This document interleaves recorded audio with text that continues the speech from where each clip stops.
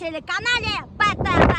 Короче, достар, бүгін башкирская домохозяйка поехала в Республику Татарстан участвовать в деревенском туре. Мы попали в очень тяжелые погодные условия. Был ураган сильнейший, ливень был.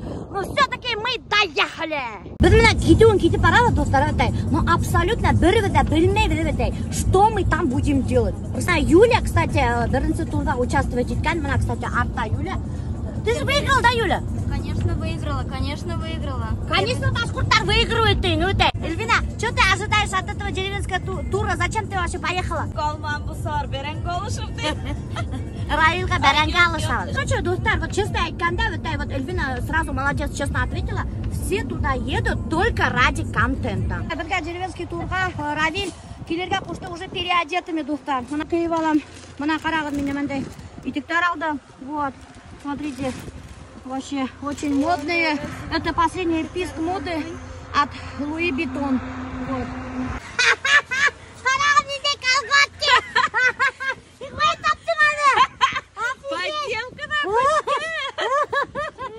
Все, достар, мы в образе. Яулык, халат. Эльвина, ой, Алла, Эльвина аж хаман колготки не может натянуть, достар. Какой-то бір ишимбайский трикотаждан колготкилар хатып алған.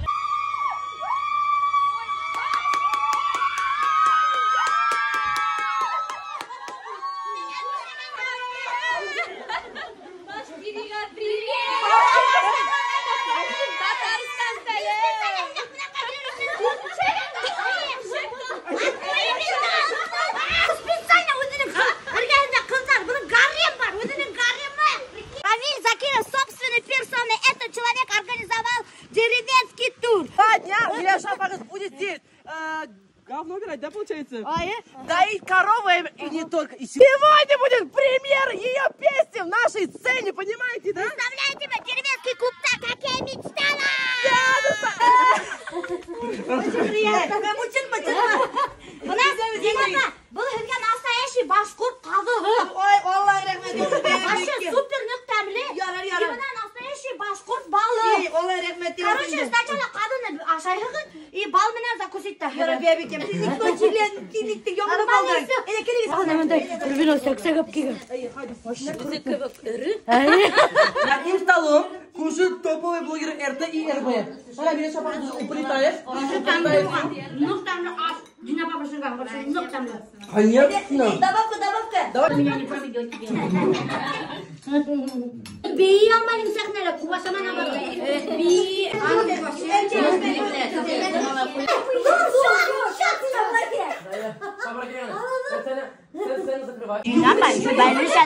Бұнда вообще, короче, капец тұтар, біріне мәлі ешітілмей. Қаңғыр шауы бітәлі. Бәліш нұқтамын тұтар. Очень вкусно, видите, бәліш. Да, сейчас будет.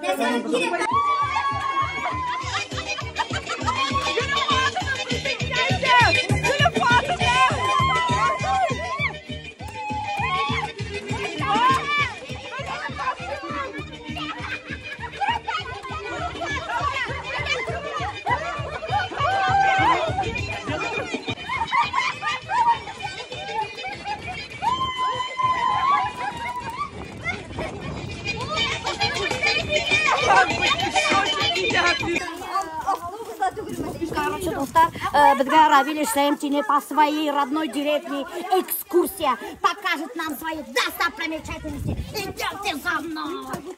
Короче, достар, Яңғыр и Ашығат бөлі решили поехать на УАЗике. Оказывается, Закировтың бар өзінің УАЗигі. Уже УАЗикта баралы, достар.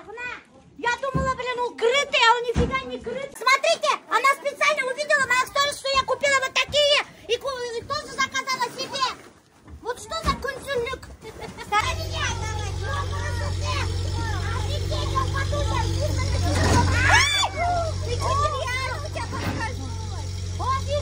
Деревенский экстрим, прокатиться на УАЗике по центральной улице деревни.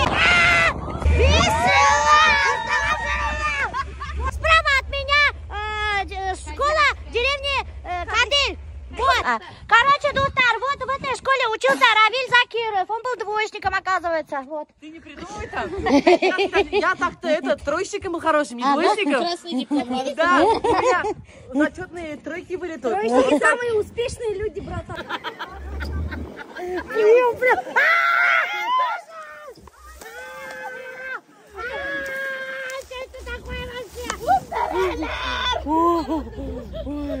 Что это было?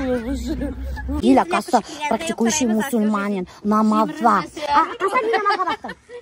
Когда мне было лет 20 лет? да. А как ты пришел к такому? Любовь. Любовь? Почему? Богу?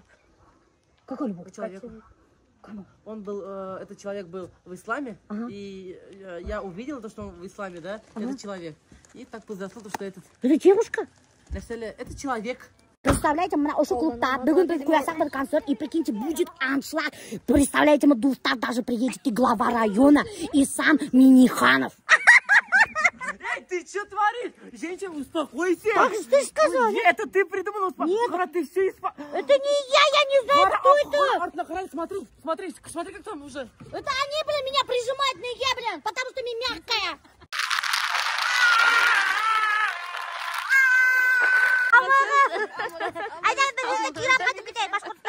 Здравствуй, Салават Юлаев! Ты разбираешься, так, где перерыв? Нормально.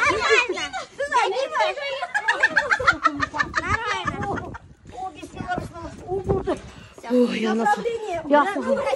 Қарағын көпме бесен достар бұнда. Тауғына, бұна біршаншы бұна бір кайран.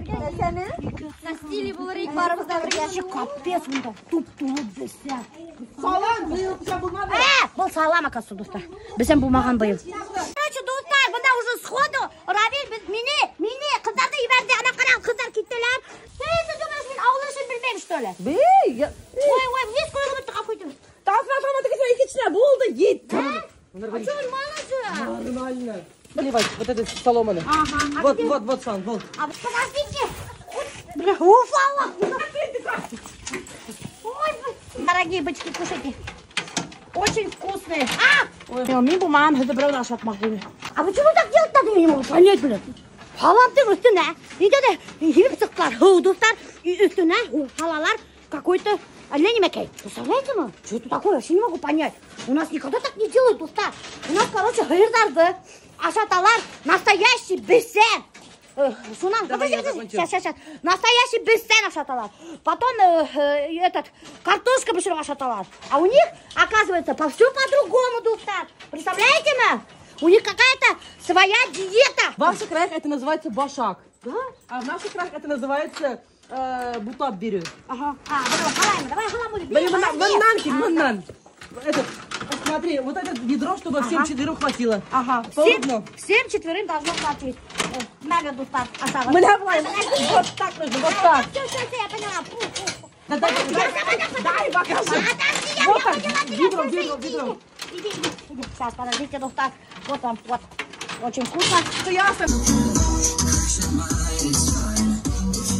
Достар, у нас будет сейчас репетиция. Представляете, ма?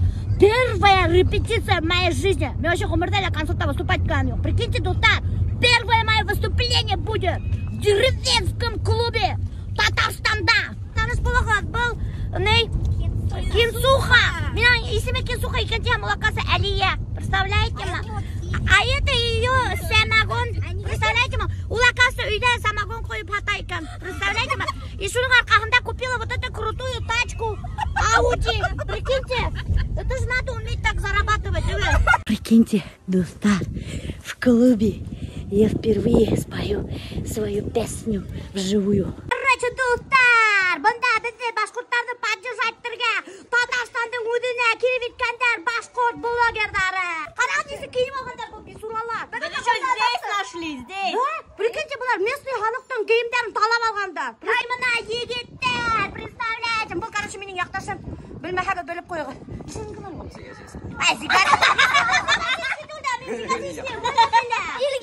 Ильгиз Зигазинский. Короче, достар, мощнейшая поддержка келген. И қазір башқұрттар тут зажгут. Потому что мы здесь будет проходить концерт. Я буду здесь петь и буду участвовать в какой-то сценке.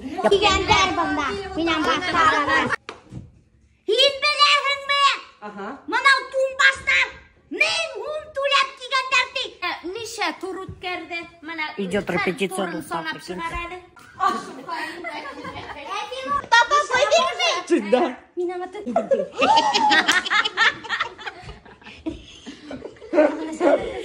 Представляете, куда ты гребенка или везде. У здесь женщина огонь! Прикиньте, я ее увидела вживую.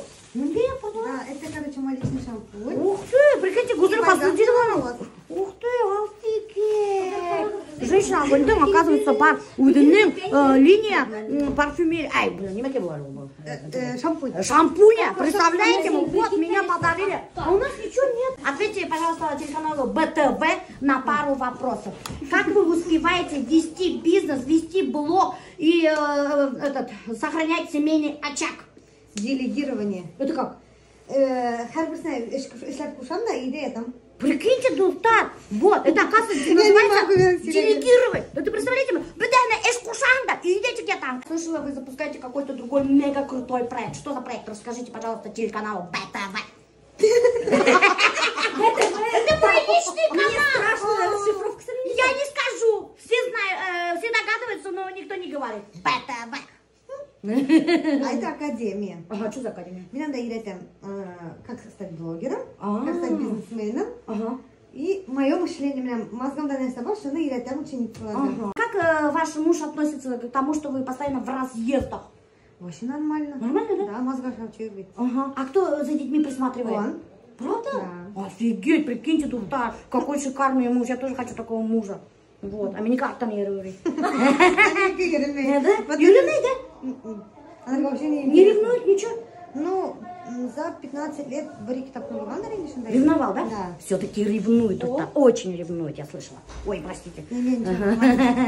Рахмат за маленькое интервью телеканалу БТВ. Это была Гузель Хуснутдинова. Женщина огонь. Ой.